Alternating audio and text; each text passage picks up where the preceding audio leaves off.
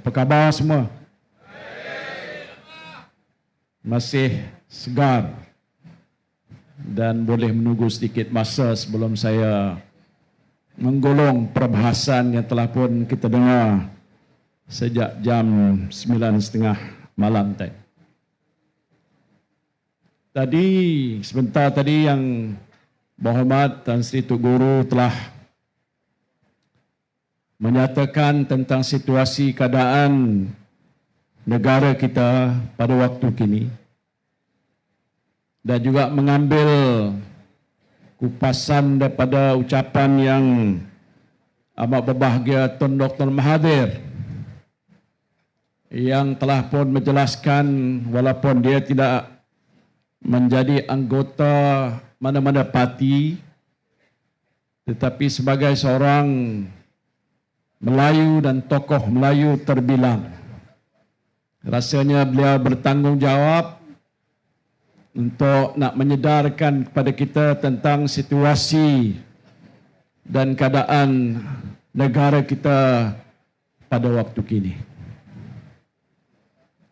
Saya mendengar dengan tekun dan teliti ucapan-ucapan penting ini, yang bagi saya dapat kita rumuskan sebelum kita beredar pada majlis ini bahawa orang Melayu khususnya berada dalam situasi yang amat terancam. Kerana sebenarnya politik Melayu pada hari ini tidak lagi menguasai kerajaan. Maknanya orang Melayu sudah hilang kuasa. Sedar ataupun tidak? Betul ataupun tidak? Letih aja lupa. Ya. Saya ingat waktu zaman dahulu berada dalam UMNO, parti zaman jahiliah. Ada sebuah lagu yang dinyanyikan oleh ahli-ahli parti kita, namanya Anak Kecil Main Api. Saya tak nak menyanyikan lagu itu, agak sedih. Tetapi saya masih ingat beberapa bait lagu itu yang menyatakan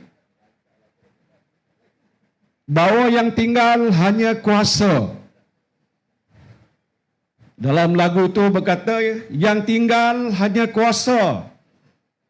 Ya, waktu itu di mana UMNO adalah UMNO asal yang memperjuangkan nasib orang Melayu dan Islam bagaimana PAS. Tapi waktu itu dia katakan, yang tinggal hanya kuasa. Lagu ini tak boleh dinyanyikan sekarang. Karena sekarang yang tinggal hanya apa? Apa dia? Kuasa tidak ada di tangan kita. Dalam PRN yang baru lalu, 6 buah negeri menghadapi pilihan raya 245 kursi yang ditandingkan, sewajarnya kita menang besar. Iaitu kita menang 148, 9 gitulah. Iaitu sebanyak 60% daripada kursi yang ditandingi dalam PRN itu kita menang. Antara isyarat yang jelas ialah dikatakan hampir 80% orang Melayu keluar mengundi dan menyokong Perikatan Nasional. Tetapi itu ialah keputusan dalam pilihan raya di peringkat negeri. Dan setakat hari ini dia tidak membawa apa-apa perubahan dari segi kerajaan yang ada di peringkat pusat yang dipimpin oleh Anwar Ibrahim, seorang Melayu. Pernah satu ketika dulu terkenal gah sebagai Presiden ABIM dan tokoh Islam terbilang. Itu dahulu. Tetapi dalam PRU yang lalu, kalau ikut ceritanya pada waktu itu, kita masih ingat lagi, walaupun kita tidak mempunyai sejumlah kursi menang majoriti 112 kursi, tetapi kita telah berjaya untuk mengumpulkan sokongan daripada sejumlah 115 ahli parlimen, yang sebahagian besarnya daripada ahli-ahli parlimen orang Melayu dan Islam. Dan sewajarnya kalau ikut peruntukan di dalam perlembagaan negara, apabila seseorang ahli parlimen telah memiliki sokongan macam yang di waktu itulah sebanyak 115 sokongan ahli parlimen untuk saya dijadikan sebagai seorang Perdana Menteri. Terima kasih pada PAS, terima kasih pada UMNO waktu itu, apalagi terima kasih pada ahli-ahli parlimen bersatu. Tapi entah tak tahu apa sebabnya. Tuan-tuan tahu tak apa sebab? Tahulah agaknya. Kita tidak dipanggil untuk mengangkat sumpah oleh pihak Istana Negara. Saya menceritakan, bukan nak mengadukan nasib saya. Kerana segala-galanya ditentukan oleh Allah Subhanahu wa Ta'ala.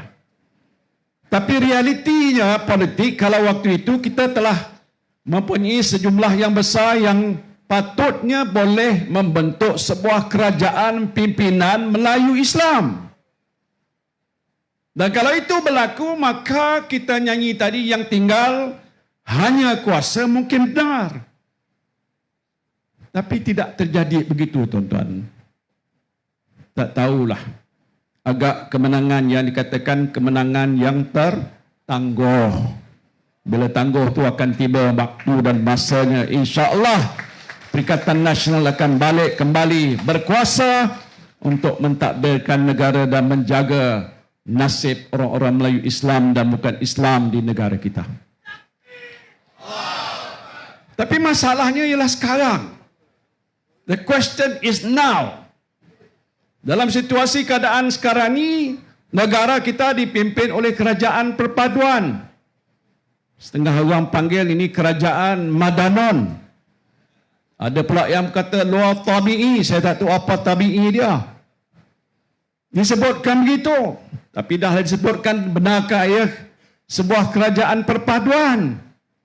Nampak zahir berpadu tapi sebenarnya tidak berpadu. Nampak zahirnya bersatu, sebenarnya tidak bersatu.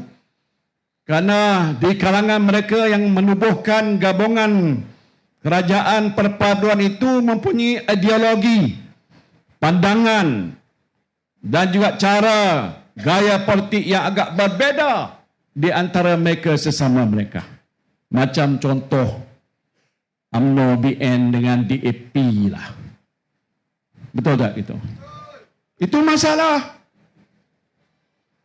Jadi sebab itu pada hari ini bila kita membicarakan soal pilihan raya yang ada di Sempang Jeram ataupun di Pulai, selepas kita menghadapi kejayaan besar dalam PRN 6 buah negeri, apa yang penting di sini bagaimana kita nak mengembalikan semula kuasa ini, yaitu kuasa untuk menguruskan negara, kuasa sebuah kerajaan itu kembali semula kepada kita dalam Perikatan Nasional. Macam di Johor, katanya dipimpin oleh UMNO.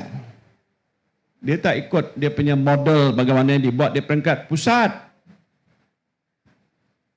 Tetapi situasinya ialah kalau tidak ada usaha dibuat macam mana yang kita lihat pada hari ini untuk meletakkan Dr. Mazri kita sebagai wakil kita dalam Dewan Undangan Negeri dan meletakkan saudara Zulkifli Jaafar kita di Pulai untuk masuk ke Parlimen dan menyekat pihak kerajaan yang ada pada hari ini memiliki 2/3 kuasa di dalam Parlimen, yang dengan sebab itu membolehkan dia meminda perlembagaan negara.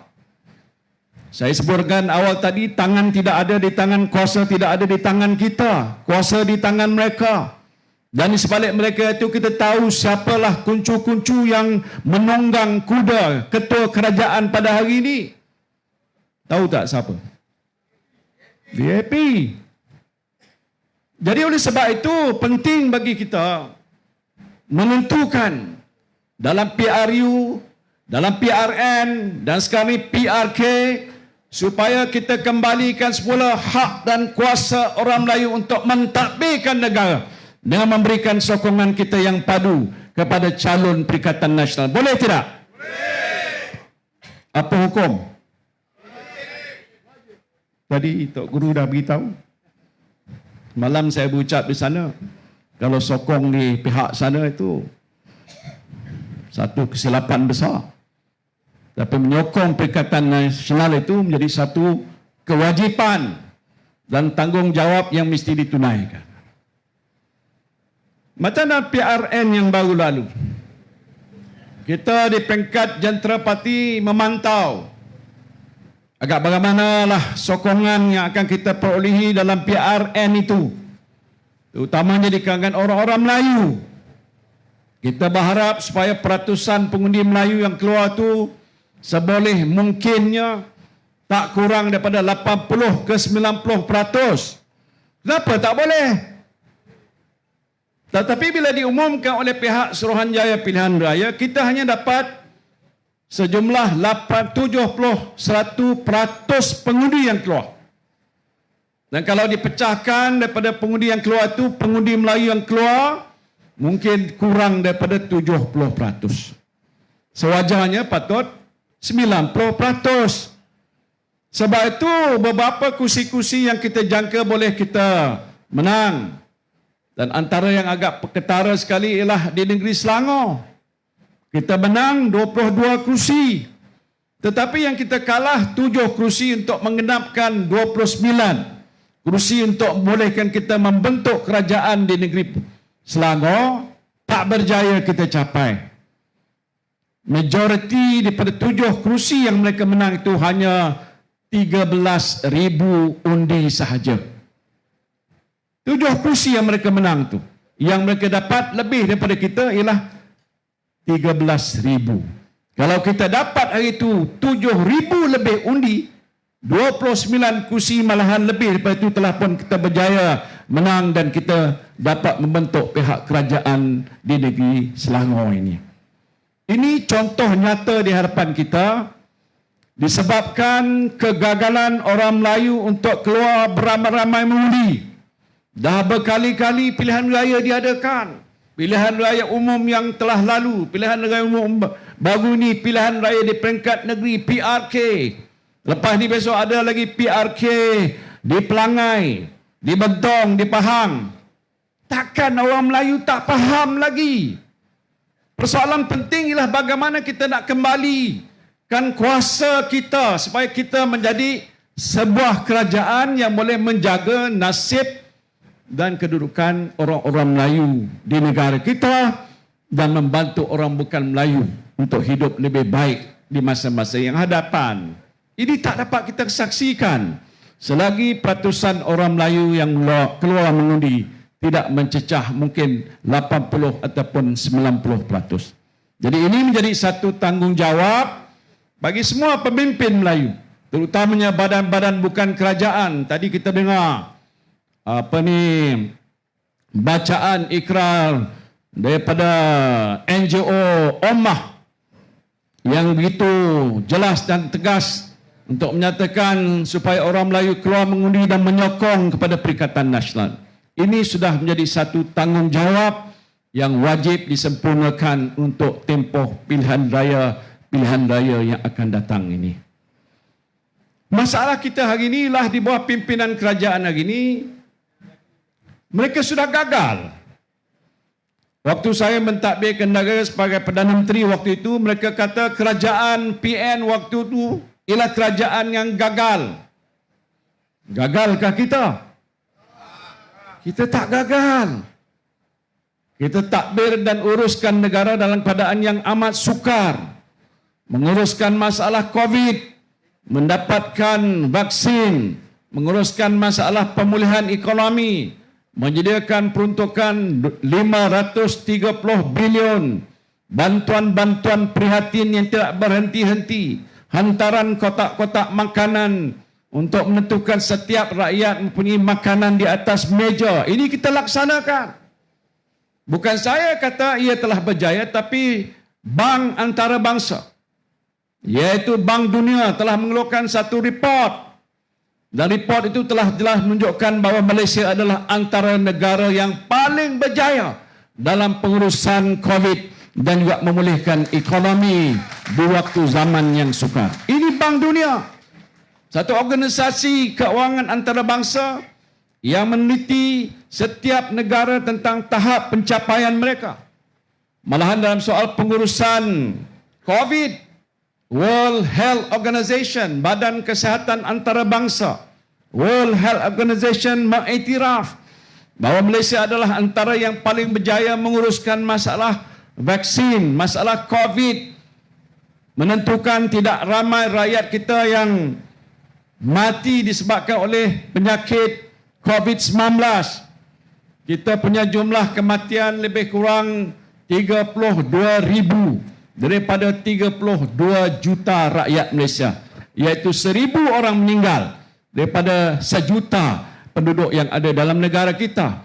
Kalau dibandingkan negara US dengan UK, mereka mempunyai sampai 280,000 yang meninggal. Ya, kalau kira 1 juta penduduk sampai 2,800, 2,300 manusia yang terjangkit dengan wabak COVID-19 meninggal dunia.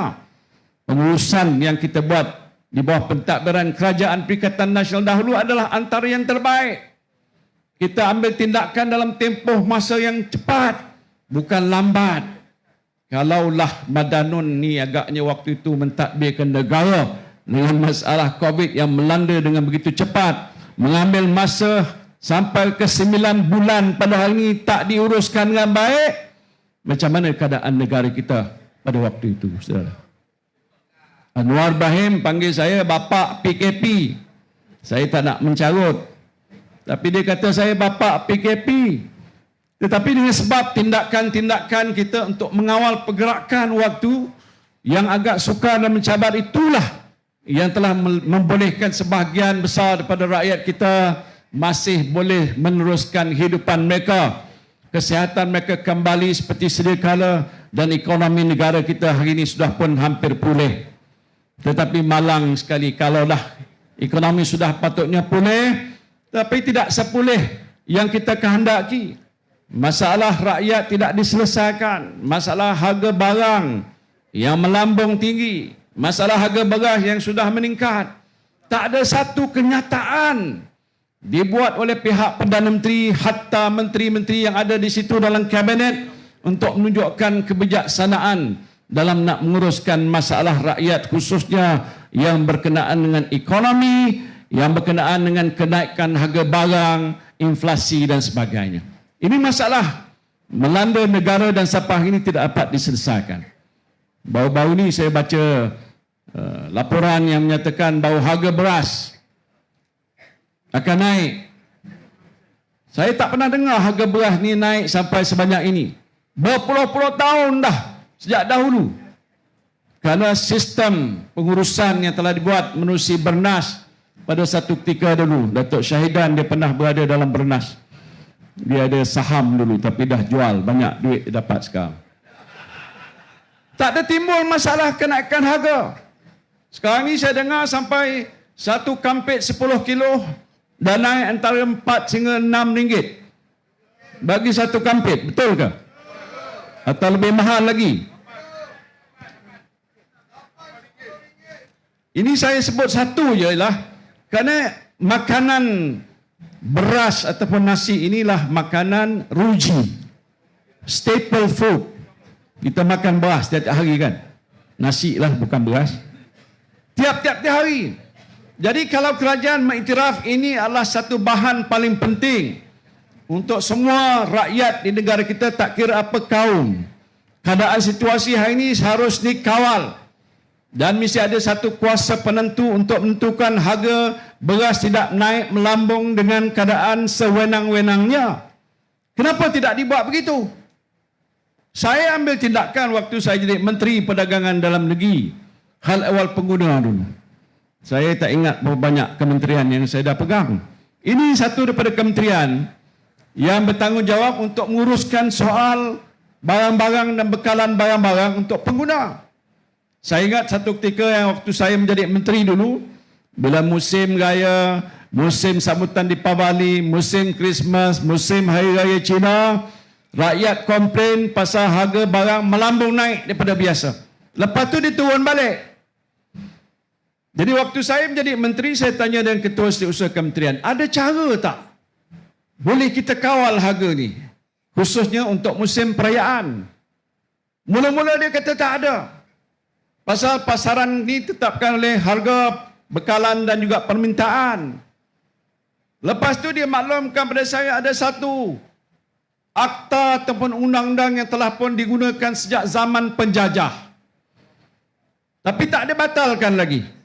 Akta Kawalan Harga 1946. Siapa lahir tahun 1946 di sini angkat tangan?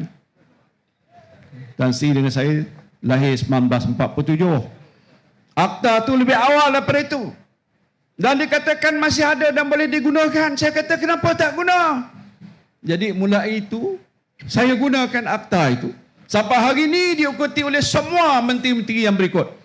Kawal harga waktu musim perayaan. Betul tak? Tengok kalau pergi ke pasar, ikan apa, ada dia punya tanda harga warna ungu. Sayur kobis ada kawalan harga, telur ada kawalan harga, ayam ada kawalan harga. Sampai hari ini digunakan untuk musim perayaan. Maknanya kalau kerajaan madani yang ada pada hari ini tahu tentang masalah yang sedang dihadapi oleh rakyat untuk menyelesaikan masalah itu ialah dengan menggunakan kuat kuasa undang-undang. Boleh tak Perdana Menteri? Kita nak tanya dan saya nak tunggu dia jawab. Ni ada masuk dalam TikTok. Ambil tindakan besok. Gunakan kuat kuasa undang-undang Akta Kawalan Harga. Menentukan supaya harga beras kita kawal. Harga beras minti ditetapkan oleh kerajaan selepas bincang dengan pembekal-pembekal. Dan tak boleh naik sewenang-wenangnya sehingga kerajaan memberikan kelulusan dan sebagainya. Boleh tapi tidak Anwar Ibrahim? Saya tak tanya tuan-tuan. Saya tanya Anwar Ibrahim. Tak boleh. Padahal kuasa ada. Ini masalah bila ada Perdana Menteri tak tahu nak guna kuasa. Yang biasa digunakan ialah salah guna kuasa.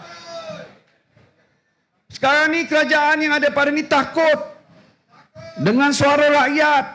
Dia sekat kita jangan bercakap. Dia sekat kita dengan pakai TikTok. Nama menteri saya pun tak ingat, Fahmi. Memperingatkan kalau ada keluar apa-apa besok, nanti depan rumah ada kereta polis datang nak angkut kita bawa ke mana pejabat, pegawai polis dan sebagainya. Mereka takut. Dan sekarang ini dikatakan hampir semua alat-alat sosial media yang digunakan oleh rakyat sebahagian besarnya tersekat dan terhalang. Baru-baru ni ada berita dia nak bincang dengan tuan punya Instagram. Kalau boleh dapat persetujuan untuk dikawal supaya rakyat tak akan guna Instagram untuk menyuarakan. Sejak bila negara kita ni disekat? Waktu zaman kita mentadbirkan negara, ada dengar kita sekat siapa nak kata apa? Mereka nak marah, mereka tak suka Perdana Menteri, tak apa. Ini kalau ada orang buat satu tentang Perdana Menteri, dihantar polis untuk siasat. Saya dah dipanggil polis dah berapa kali. Dan Sri Hadi dah berapa kali. Tun Mahathir dah berapa kali. Baru-baru ni juga saya dipanggil oleh polis. Kerana waktu PRN di Selangor, saya turun kempen. Lepas tu dapat surat panggilan untuk jumpa dengan pegawai polis. Kerana kenyataan yang saya buat berkenaan dengan isu kalimah Allah. Ini ada kaitan dengan 3R. Race, royalty and religion. Race bangsa, royalty raja, religion agama. Kononnya macam disebut oleh Tun Mahathir, sekarang ni tak boleh bercakap. Sejak bila tak boleh bercakap? Kita bangsa Melayu nak membicarakan soal bangsa kita. Tak boleh. Ya, bukan kita nak menyemarakkan perasaan perkauman, tak boleh. Agama kita agama Islam. Saya sebutkan soal isu kalimah Allah. Bila mana Perdana Menteri membuat keputusan untuk tarik balik rayuan yang sedang ada di mahkamah, membiarkan keputusan mahkamah itu diteruskan yang membolehkan pihak yang bukan Islam menggunakan kalimah Allah. Saya beritahu dengan pegawai polis, saya orang Melayu, saya orang Islam, pemimpin Islam. Kalau saya yang tak bangkit dan bangun mempertahankan Islam, siapa lagi? Yang datang pun 2 orang, penuh Islam juga.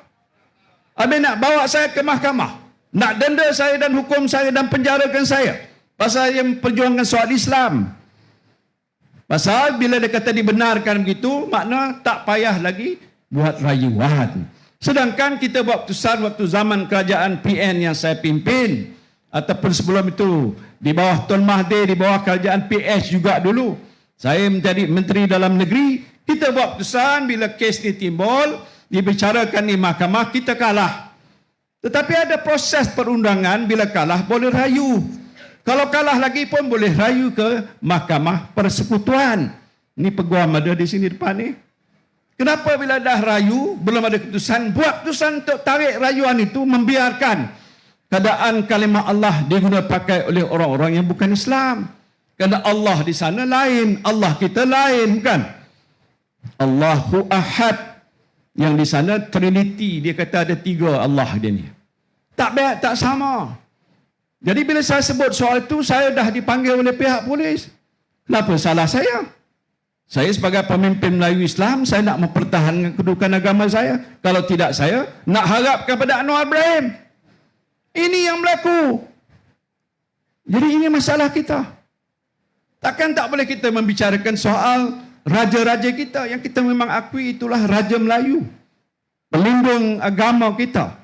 Kalau ada hal-hal suatu yang nak kita beritahu dan pandangan bagi kita, saya fikir sebuah negara yang bebas dan mengamalkan sistem demokrasi boleh bersuara, asalkan tidak membangkitkan hasutan yang bertentangan dengan akta hasutan dan sebagainya. Kenapa tak boleh?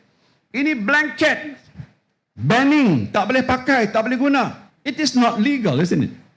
Tun Mahathir kata tak ada dalam perlembagaan. Tapi sekarang ni dikuat-kuasakan, seolah-olah orang kita yang ada di negara kita tak boleh membicarakan soal-soal sebegitu. Sejak bila? Anwar Ibrahim kata dia nak mengubah banyak perkara, reformasi. Tak berbunyi lagi reformasi sekarang. Dah mana pergi tak tahu, dah masuk ke laut kan. Tak ada apa-apa. Jadi ini bahaya kita hadapi pada hari ini.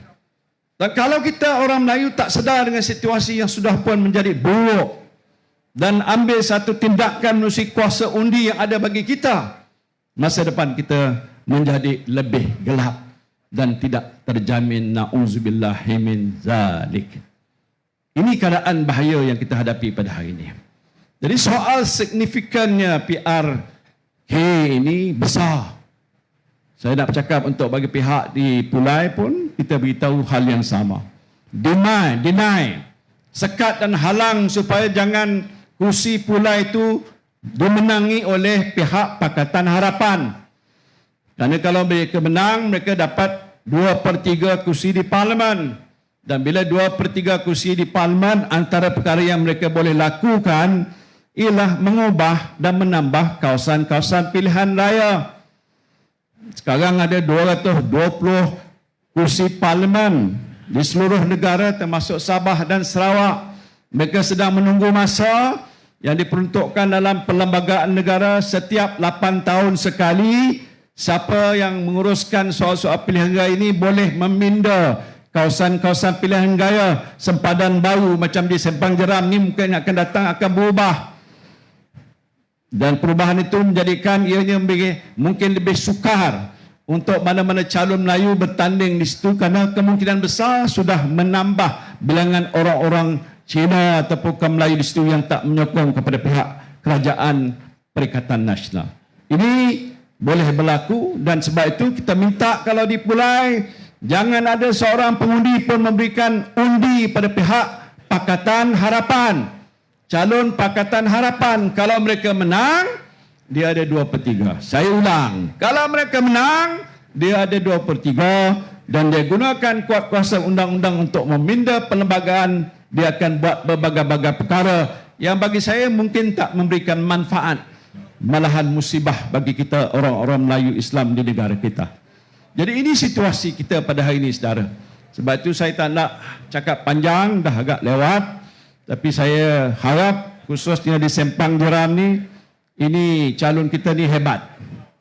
Seorang pakar, dia pakar bedah ke pakar macam-macam pakar. Kita dah tahu dia dan memang cukup layak.